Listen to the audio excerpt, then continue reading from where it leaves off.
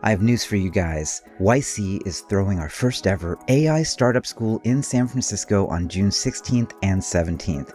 Elon Musk, Satya Nadella, Sam Altman, Andrei Karpathy, Andrew Ng, and Fei-Fei Li are just a few of those confirmed, the world's top AI experts and founders who will teach you how to build the future. It's a free conference just for computer science grad students, undergrads, and new grads in AI and AI research. And we'll even cover your travel to SF. But you have to apply, and space is limited. Link in the description to apply for a spot. Now, on to the video.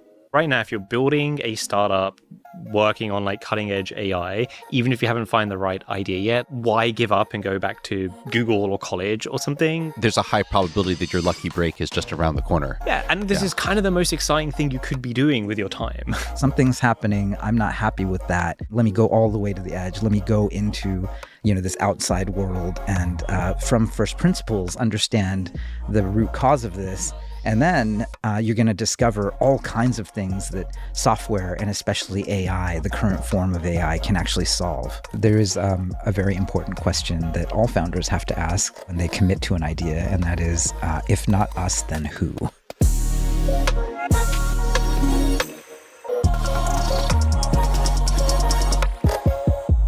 Welcome back to another episode of The Light Cone. I'm Gary. This is Jared, Diana, and Harj, and collectively we have funded companies worth hundreds of billions of dollars, often with just an idea. And that's what we're going to talk about today. There are a lot of smart technical people out there right now who are following along with this AI stuff. They see incredible potential in the technology. They totally buy that this is a special time to start a company. And the thing that is holding them back from doing so is they just don't have an idea that they're really excited to go and work on. I think we should just basically open source all the tricks that we've learned that we've so far only discussed in office hours, but we should just tell everyone. And hopefully this actually helps some people come up with great startup ideas. Well, one of the blueprints that seems to be emerging is that you can't just stay too close to where you're at. Basically the default bad startup idea is lazy in that it's almost like a hackathon idea. I read about it on X and, a bunch of people are doing it and, why don't I do that? Another version of it is just figuring out what is hot out there and jumping on a bandwagon. Jared, one of the things you caution founders against is actually just maybe running with their hackathon idea. Yeah. Often when people are thinking about startup ideas, they tend to gravitate towards things that seem very easy to build the first version of. But most of the best startup ideas are actually at least somewhat hard to actually ship the first version of. And so that would sort of be my meta lesson from doing this individually with founders is I'm always trying to push them in the direction of harder, more ambitious ideas. And their subconscious is trying to push them back in the direction of things that they can build in a weekend. I guess the interesting thing about it is you need to get out of the house. So rather than just do what is right in front of you, you have to either aggressively introspect and look within into your history and what you are uniquely great at, or you need to aggressively get out of the house into other places on the outside, being industry, being government, being other places that serve humanity in some way, and that's not in your house either, actually. So aggressively, internal or aggressively outside. So why don't we make that real by diving as deeply as we can into some specific examples?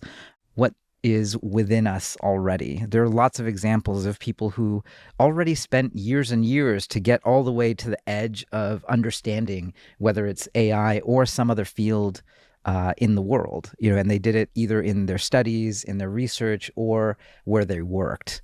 Diana, I feel like you have a few really good examples. Yeah, so basically the examples here are of founders who had this very unique experience in prior jobs they were working at. And one of them is this company that I mentioned before called Salient. They're basically building a AI voice agent that does loan processing for auto debt collection. that is a bit of an esoteric idea. And when I was working with the founders, it took a bit of time to land on a good one. And this turned out to be a good one when I heard that Ari, the founder, learned about it because he used to work at Tesla. And as part of being in the Tesla finance ops team, part of the problem with leasing Teslas was this whole process of getting all the payments back. And it was all done very manually with all these business operation units that were outsourced.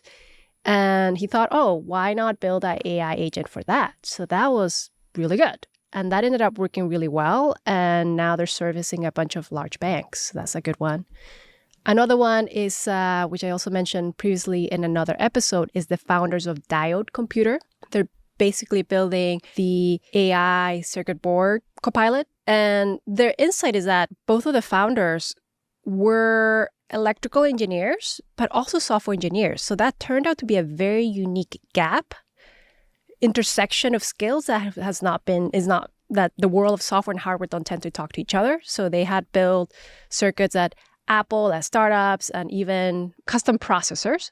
So they had a lot of experience building very high-end electronics, and they saw the gap and frustration of working with hardware engineers. That why didn't they do things like software? Why didn't the world of Git exist? Why in the world of I have to parse through all these data sheets to verify all the components manually? That's the electrical engineer job. Why do I have to do that manually? Why not just get an LLM to parse and do all that verification like in code with like QAing, right? So that was the insight, and that was so unique to them because they were the only ones that had that unique experience of one of them being a super strong software engineer and the other one being super strong in hardware. I think this is one of those cases where starting a startup that actually turns out to be successful requires you to be similar to a PhD or postdoc researcher in some sense, where you have to go all the way to the edge of what human beings know and understand. And then instead of publishing research that, sort of pokes that edge out a little bit, instead it's like you're creating a product or service that people really want.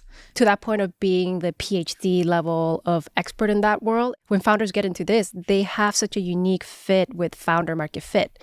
They're the best in the world. Literally, there's no one like them that had that work experience and that happened to want to do a startup, that happened to now be really interested in AI. And there's this moment in time that is only n equals 1. That's only them that can do it, which is cool. Yeah, Ari being in a place like Tesla is always very interesting to think about because, there is a very important question that all founders have to ask when they commit to an idea, and that is, if not us, then who? Do you wanna talk about Spur, Jared? Sure. So Spur is building an AI QA agent. So the way testing works now is if you have a large company, you probably have QA engineers who write tests to test your software, and they're just building an AI agent that writes the test for you. And the way they came up with the idea is one of the founders worked at Figma, which has a notoriously complex front end that's very hard to test. And she realized that the engineers were spending a ton of time testing the front end and writing and maintaining tests for it. And that AI just obviously would enable you to automate, how did that work? I guess Figma is a really good place to sort of come out of, in that, if you're already at the edge of design and collaboration, plus this AI thing sort of happens, you already have exposure to the right customers and know what the people at the edge are doing because you're at the edge. I have a kind of crazier one, which might be heartening to some of the people in the audience, in that this is probably my youngest team I've ever funded. How old are they? They were 19. They dropped out of freshman year at University of Waterloo. It's a company called Data Curve, and actually one of a few pivots. They actually came in as a company called Uncle GPT, and it was sort of this toy hackathon idea, really. I think they literally won a hackathon with the idea. Your sort of standard Chat GPT wrapper, back when wrapper was the pejorative that everyone was saying. But, the deeper problem was people didn't really want it. It was a really cool demo, but there weren't customers that were willing to pay for it and use it all the time. And then during the batch, they actually became AI for product managers.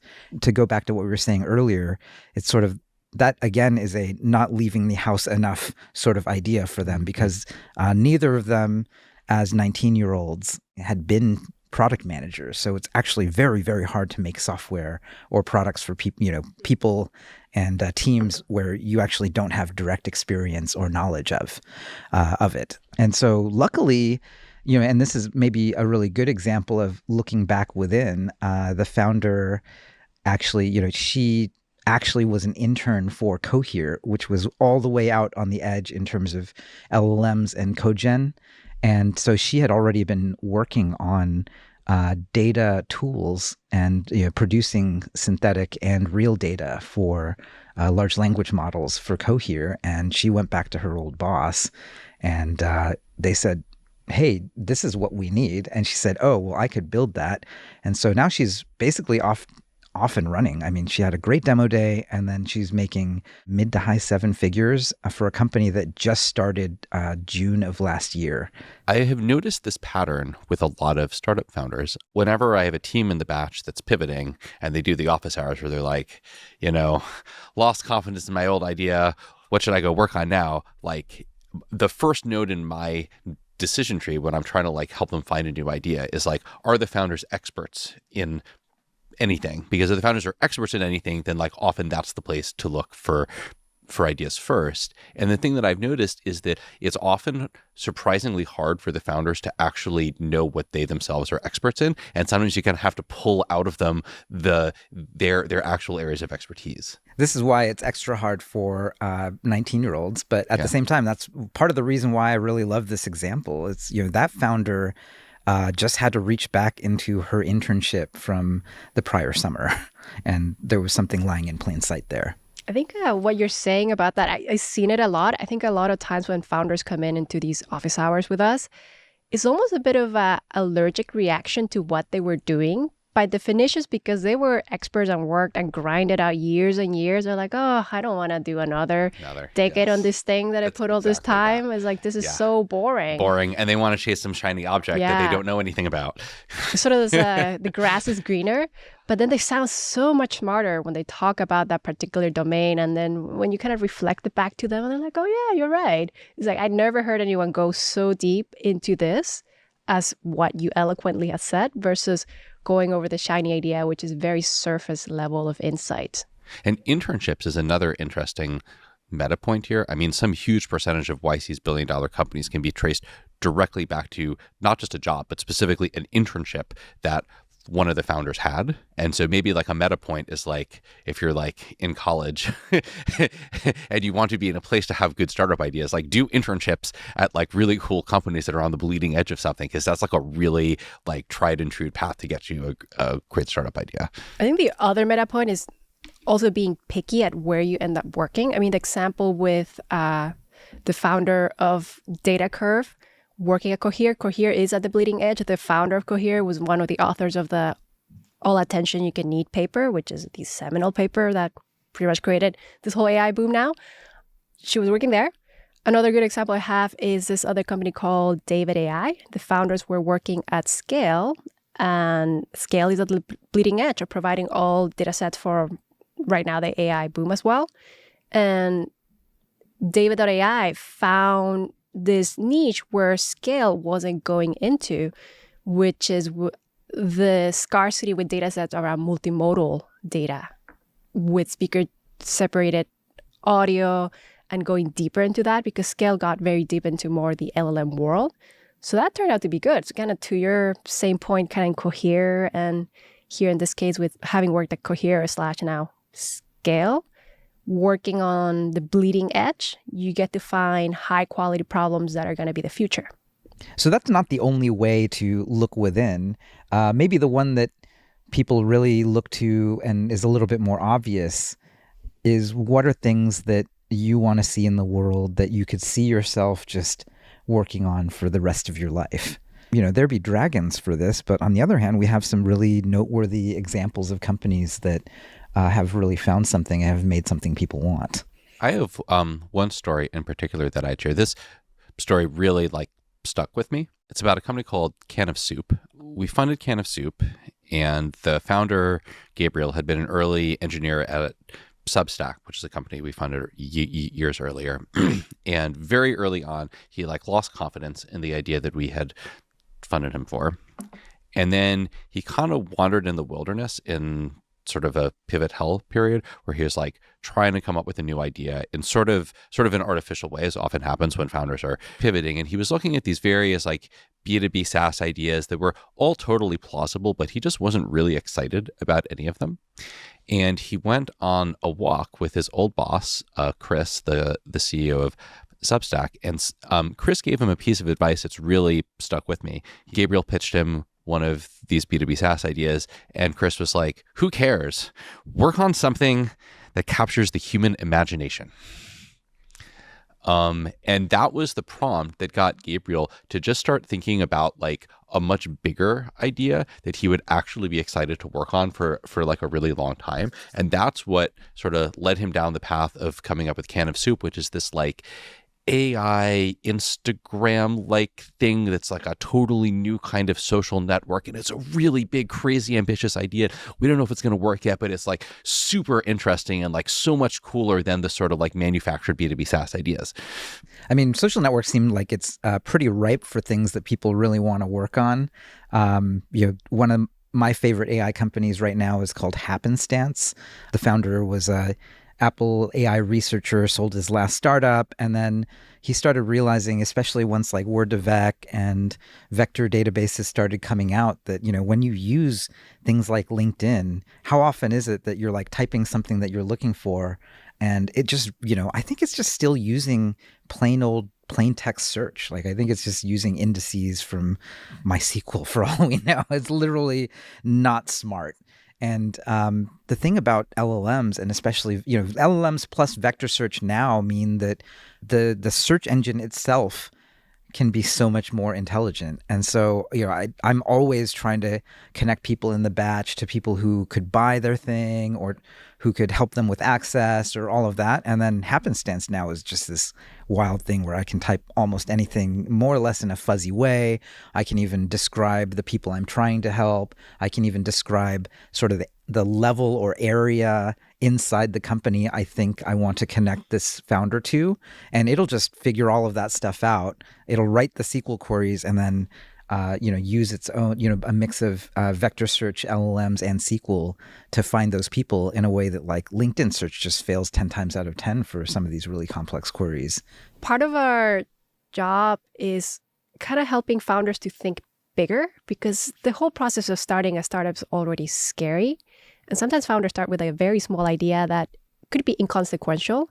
But if you 10x it, then how could the world change? And I think, Jared, you had some really good example for this one. I do. And incidentally, if you're looking for a startup idea, one thing you should definitely do is you should go and read or reread Paul Graham's essay called How to Get Startup Ideas, which is really kind of a definitive work on the topic. And he talks about this concept called blinders, where if you're looking for a startup idea, you tend to have blinders on where your subconscious doesn't even allow you to see certain ideas because they seem too ambitious and too scary. And so they don't even consciously bubble to the surface for you to be able to like decide if you want to work on them or not. And a great example I have of this is a company called EasyDubs. EasyDubs is building the universal translator, like from Star Trek. So imagine you go to Japan, but you don't speak Japanese, and you want to have a conversation with someone who only speaks Japanese. You can use EasyDubs, and it'll translate like simultaneously and in real time. So you can have a real-time conversation with somebody who speaks a different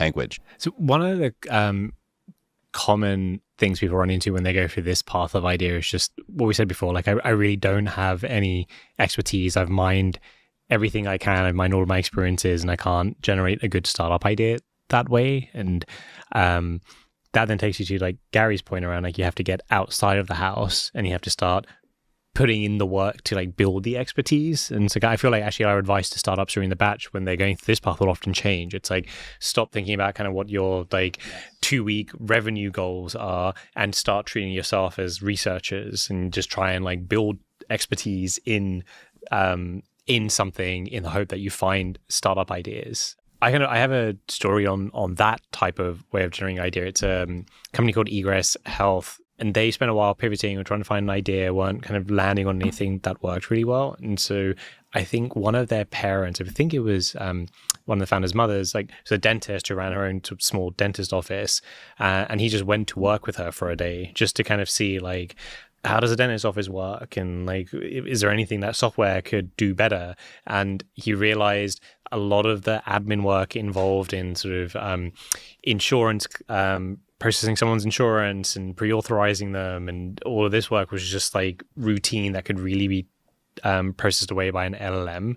And so they just started working on that. They started building an LLM powered back office for dentists, and it's working like really, really well. That's so cool. Yeah. I love it when founders end up in this branch of the decision tree to find a startup idea, because through them I get to learn about all these corners of the world and like think about where there might be interesting problems. There's a couple parts about that story that I want to kind of pull out, Harj. One is like using family connections. Like a lot of our best startup ideas, like a lot of YC's like billion-dollar startups, literally, it was like the founder's parent or uncle or cousin or brother or some like old college roommate or just some like random connection that was like just enough of an opening to like lead them to an interesting place. It's surprising how important that is. You know, basically you could cold email 1,000 people sometimes and get literally 0 responses. But if you have someone who you're going to see every Thanksgiving, I think they're going to give you some access. And access is all you need, actually. Like that's sometimes like right at the beginning moment, you just need access into some underserved place, some place where no good software engineer or AI engineer has ever seen or has seen yet. Like it works now better than ever, because what we said in our previous episode about just how AI agents are going to be so much bigger than SaaS. I think take the Salient example, the Egress Health example, probably 5 years ago, building software for just like car loan lenders or just for like a small dentist practice was probably not a big enough opportunity by itself. And so people probably felt, oh, like my connections or my expertise are not that valuable. But now it's like any one of these things with AI, it's so much more valuable than just building like a CRM for a dentist office. You're like actually replacing a human. The human's probably being paid like 60 to 80,000 bucks minimum like per year. And so just the value of your software just went way, way, way up. And I also love that they actually went on site and spent a day in the dentist office just being like a fly on the wall. Like anytime you can find anyone working in any industry who will let you do that is freaking gold. Yeah. Like you're going to discover something cool. I think it's this concept of going undercover as an undercover secret agent to learn all the deep secrets about a industry, which is all kept kind of behind closed doors for good reasons outside of the outsiders. But because you have this special connection with a family member or someone like that, or sometimes founders are very charming and they get in through that as well. I've had one example like that. And you can kind of learn a lot about these esoteric industries. One example is this company called Happy Robot. They're basically building AI agents for coordinating logistic for truckers. They don't come from trucking, such an esoteric world from them. The founders are Spanish, which is like very far removed from this, and PhD students.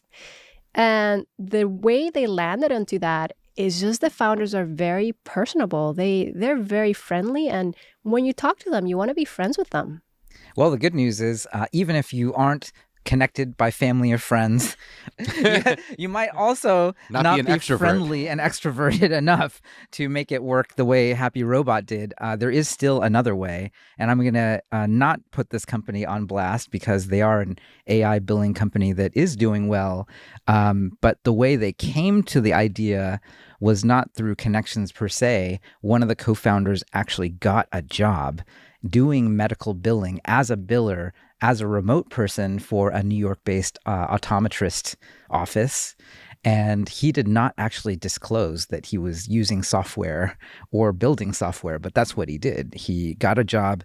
It was like an undercover job. Like it wasn't like he happened to be working as a medical biller. He's like, I want to automate medical billing, but in order to do that, I need to understand how it works. So I'm going to get a job as a medical biller in order to understand how it works from the inside. Am I understanding it right? Exactly. Okay. He actually got a real job and was paid as a medical biller. I have a founder who did the same thing in a different industry. It's wild, right? It's totally wild. But it works if you don't have connections and you can't, walk in and sweet talk people to get access.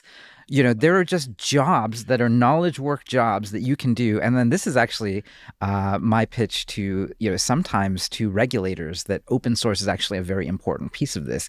Because the reason why this person was able to do it legally was he was building his own software to automate the work all locally on his own computer. So, he was like building his own AI agent robot using Llama 3 to replace himself on 2 MacBook Pros at the time. That's and, cool. There was no violation, no laws were broken.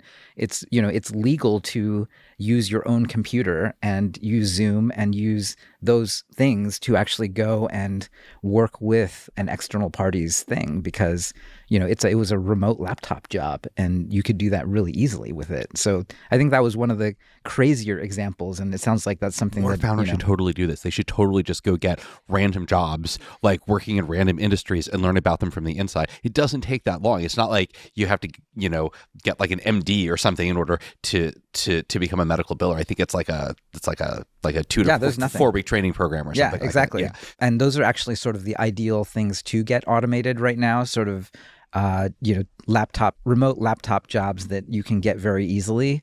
It turns out LLMs are very good at doing those jobs these days. And laptops are very powerful, and, synthetic data down to lower, smaller parameter models is also very good.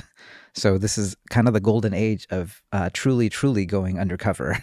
I think one of the themes here is how do you go all the way to the edge of, what people know, especially if you yourself are an engineer or AI engineer. And this one was kind of an intense one. So Able Police actually does work with police departments. And the reason why the founder is actually Growing Daniel on Twitter. So the way he found out about this problem was actually pretty serious. Like, one of his friends was the victim of a crime. He started doing research and discovered, as I discovered in San Francisco, that many police officers are actually just drowned in paperwork. You might do an 8-10 hour shift, and then you're spending 2 or 3 hours of those 8 hours to 10 hours just filling out paperwork at the end of it. San Francisco has this crazy law where if you stop anyone to even talk to them, you have to fill out as much paperwork as if you had arrested them. Oh my God. So how can you do police work when you have a police commission that drowns you in paperwork like that? And this is not merely a San Francisco thing. This is like almost all over the United States.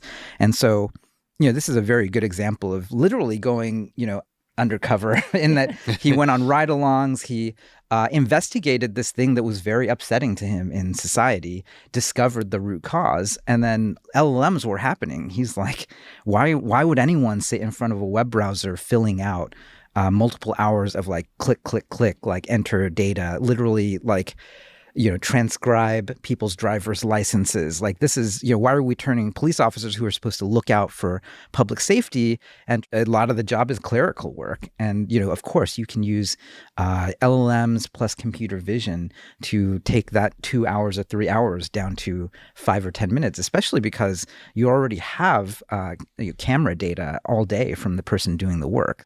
Can I leak alpha trick about the previous topic, finding jobs? This is something that I suggested a founder do. You can literally go to Indeed.com and search for jobs that have keywords like this, like remote analyst, remote like clerk, things like that, and just look at all of the jobs that people are hiring for. Like, some of them are probably weird jobs that like most people haven't even heard of. There's all of these jobs like this out there. You just go get one of those jobs. There's another trick. Another trick is, if you don't want to work the boring job yourself, is think of if you have any friends who have very boring jobs, and go follow them and shadow them at work for a day. So I have a company. You have an example like this where this actually happened, right? Yeah, it's a company called Sweet Spot. And when we accepted them into YC, I think the idea was something about payments for taco trucks, just something totally random. And then they started searching for ideas. And they had a friend who just worked, his full-time job was to sit in front of a computer on the government website, looking the government posts like contracts are available for bidding. And so his whole job was just to keep refreshing that page. And every time there was like a bid that was relevant for the company he worked at, he just like pasted the link somewhere. And they're like, well, that seems like something that could definitely be like automated with AI. And this was about a year and a half, coming up to almost 2 years ago now. And that Insight actually turned into a really exciting idea where now it's a AI platform for just all of your government contracting and procurement. That they both like find the thing for you, they generate like all of your bid, they give you advice on how to like sharpen it to have the best chance of landing it and price it optimally, all of these things like a single package, and it's growing like incredibly fast. I think in that category of Indeed jobs is also this jobs that AI is very good at automating that are temporary. I think, Jared, you work with one of those companies. Any category of jobs that is being outsourced to a low-wage country is like a strong signal that there is a startup to be built right now in the current era. Like that's just like an amazing place to look. One company like that I worked with last year is a company called Lilac Labs. And what Lilac Labs is doing is they are automating the person at the drive-thru who takes orders. They were snooping around other startup ideas that didn't end up panning out. But in the process of looking at the startup ideas, they realized that for a lot of the drive-thrus in America, when you drive up to the drive-thru and you like place an order, the person on the other end who's like listening to your order and like transcribing it into the point of sale system lives on the other side of the world. Because that job, which was always done by like the person sitting at the drive-thru, has now been outsourced to like BPOs in like low wage countries. And that was a clue to them that like this was an amazing like target to go after. You have one too, Diana, right? It's a little bit different flavor. So this is more for looking into spaces where there's a product that is not 100% working and there's a bunch of consultants that are making a bunch of money to just get that product to work. And one example is UiPath. Is this giant company that went IPO that does robotic process automation. Maybe a lot of the audience It's macros. A lot of macros to automate workflows on desktops that enterprise buy it. But in order to get UiPath live, it's just so much work. It takes like consultants and consultants. They need to be certified.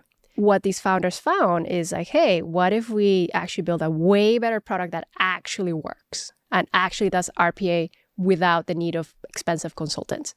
So this is a company that I funded called Automat that basically is this solution, but a lot better, that actually works and is only possible now because of AI.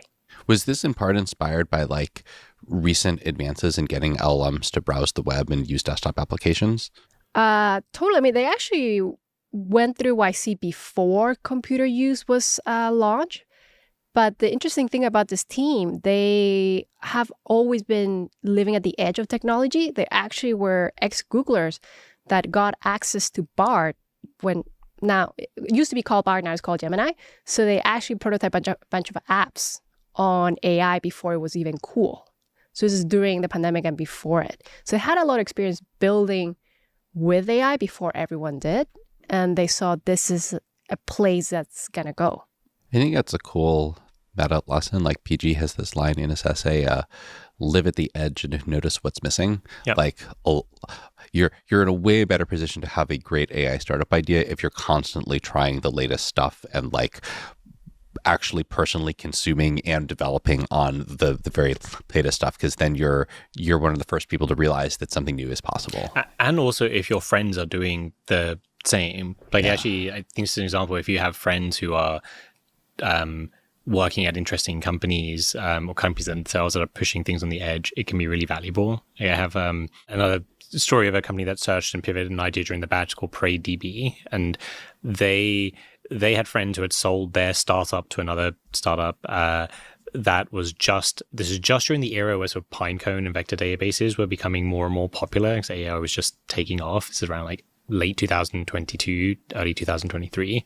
Their friend told them, hey, like the big problem we have is like we want like a good quality real-time sync between like our Postgres database and Pinecone, and no one's really built that, and we're gonna have to build it all internally in-house. So PrayDB founders were, okay, well, we could just build that for you. But then as they actually got deeper into the idea, they realized, oh, well, like PG Vector is a relatively new extension within Postgres that you can actually just do a lot of the Pinecone, the stuff that you want to do on Pinecone, you can actually probably just do in Postgres. And so they just started pushing the limits of PG Vector to see how much of the functionality they could replicate. And they got like surprisingly far. And now they have sort of enterprise customers that are using them, not just as sort of a replacement for a separate vector DB, but also just as a replacement for Elastic and various things for search and semantic search across all of the stuff in their database. And I think they got that idea just because they were in the world of technical founders doing things and building things and telling them, oh, hey, like this is our issue.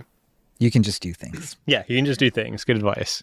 And to that point, I think the thing that makes this category of looking outside in is to hang out with very smart people. Like your example, I have another one, is this company called Reducto. And because they were in YC, they got to be friends with a lot of other founders that were building at the edge of AI. And they found an interesting problem for a lot of the RAG applications. In order to get them to work well, you need to be able to stack the chunks on it very well. But this kind of problem, you would only find out if you end up working with the top percentile of builders are really at the edge of really building the next generation of applications. So that's how they found the idea of a Reducto, which extracts perfect chunks and data from PDFs. Another way I've seen people build the expertise to get an idea, I wouldn't even call it quite expertise, but this is something just getting going and building any product like makes you like an expert in whoever the users of it are and puts you in a good spot to find ideas. And an expert in building products like that. Yeah. So you build expertise in like multiple areas. Yeah. Wait, I can't just become an expert from being an ex-influencer? You're saying I have to go talk to users. You actually have to build something. You have to ship code. A company that went through that I worked with YC in 2022 again, so almost 3 years ago, searching for ideas. The idea they landed on was the freelancer marketplace, and honestly, they didn't have, the company's called Juicebox. They didn't really have much differentiation for that idea, but they were just excited about it. They'd done some freelance work themselves. So they just wanted to start building it. I was like, go ahead. And they worked on that idea for a decent chunk of time, and it didn't really take off.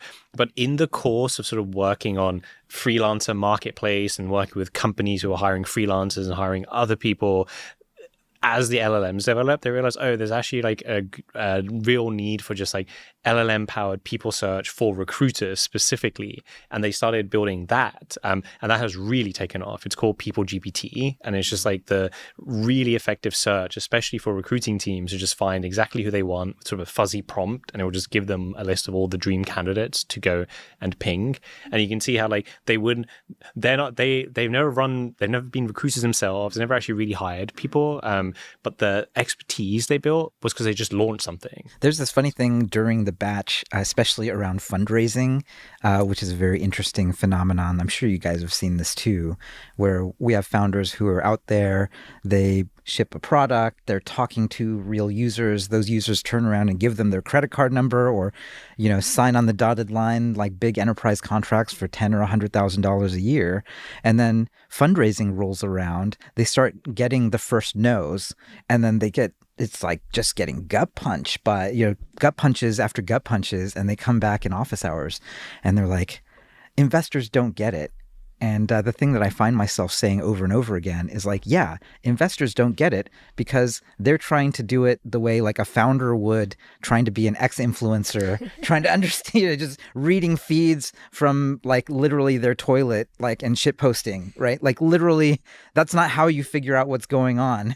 Why would you, the person who's outside of the house, not on the toilet, outside of the house, out there talking to people, shipping software and doing things, like why would you be taking any cues at all from the person who's still sitting on the toilet, like scrolling an X feed? Like it doesn't make any sense, right? You have direct knowledge of the world out there, and you're coming back into Plato's cave, and this person is like saying, well, I don't see the shadows yet on the back wall. And it's like, let me tell you, it's out there, right? Like you literally have seen it with your own eyes. Here's another instance that I've seen where founders like psych themselves out, Garry, that's related to that, which is founders who psych themselves out because spaces seem too competitive. And they end up like shying away from going after ideas that are actually really good because like two competitors launched on TechCrunch and like raised seed funding or something. like that. Harj, you have a good example of a company. Yeah, it's a company both Garry and I worked with, actually. We mentioned them before, like GigaML. They originally applied with a edtech idea. It was an idea to help Indian college students apply to US colleges, Indian high school students apply to US colleges. Then they pivoted into fine-tuning as a service, so around the time where that was just like the open source models had just been released. They couldn't build a sustainable business, so they didn't quite crack that nut. And they were looking for applications of the fact they had become experts in fine-tuning like models for specific purposes. And they were trying to find a vertical application. And the one that they were most excited about was customer support. But they felt that it was very crowded. Like there were lots of people doing customer support, but they went for it anyway. And specifically, they really focused on one company, Zepto, which has really been willing to be like a real early cutting edge adopter. I mean, another meta point here is like Zepto themselves really want to be like the most like operationally efficient delivery company in the world. So they were looking for these really like high quality pieces of tech. Rumors of IPOing later this year. Rumors, who knows? Who knows? We don't know.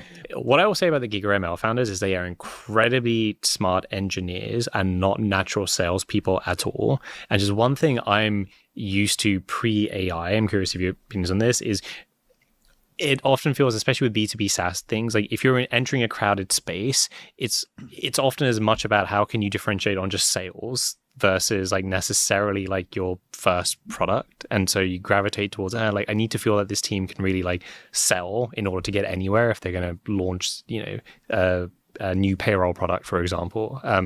But with GigaML, what I noticed is that so many of the things just actually don't work very well. Doing like AI that can really replace your customer support team of humans is a hard technical problem. And so although lots of people are pitching that they have it, very, very few people can actually deliver to the level that customers want. And it just turned out that GigaML were like, their technical strength meant that they could actually deliver what no one else could, and that got them this deal, and now it's sort of snowballing from there. That's like a huge enterprise deal. Did they close Zepto during the batch? No, they were pivoting for quite a while, actually. Okay. This is one of those stories of where I think it took them about a year, if I don't recall, to find the right idea. And that's quite normal, actually. It's quite normal, actually, yeah. A lot of our best companies in recent years have been that, yeah. Yeah, which flies in the face of, I think, what everyone believed, ancient history 5 to 10 years ago. Like, there were, it's hard to believe, but, 10 years ago, there were entire seed funds that would say, like, we never do seed extensions. Either you're going to be great and you're great immediately, or, seed extensions are a sucker bet. And these days, I'm pretty glad that we're in the days where that's just not true anymore. Like, you can see that people are getting product market fit. My speculation on it is AI moves so quickly that every few months there's just a new set of possible ideas that are generated. This is like a more anecdotal thing. I also feel just like because it's so exciting to work on a startup and work on AI right now, that the teams just have morale reserves for longer. Like it's like, why would if you're building a startup working on like cutting edge AI, even if you haven't found the right idea yet, like why give up and go back to Google or college or something? Yeah, like there's a high probability that your lucky break is just around the corner. Yeah, and this is kind of the most exciting thing you could be doing with your time. These product releases that keep changing the whole space the whole time. Yeah, which is crazy. Well, that's all the time we have for now, but I think that's a pretty great thing for everyone out there to keep in their mind. You can't stay in your house or sit on your toilet, doom scrolling X. You have to either look very deeply within you to find that you're already on the edge because of something you've done, or you need to radically get out of the house, go into, other people's real businesses and the real problems that humanity faces, and then get first principles understanding of what's going on out there. And then you can build $1 billion business using AI. We'll see you guys next time.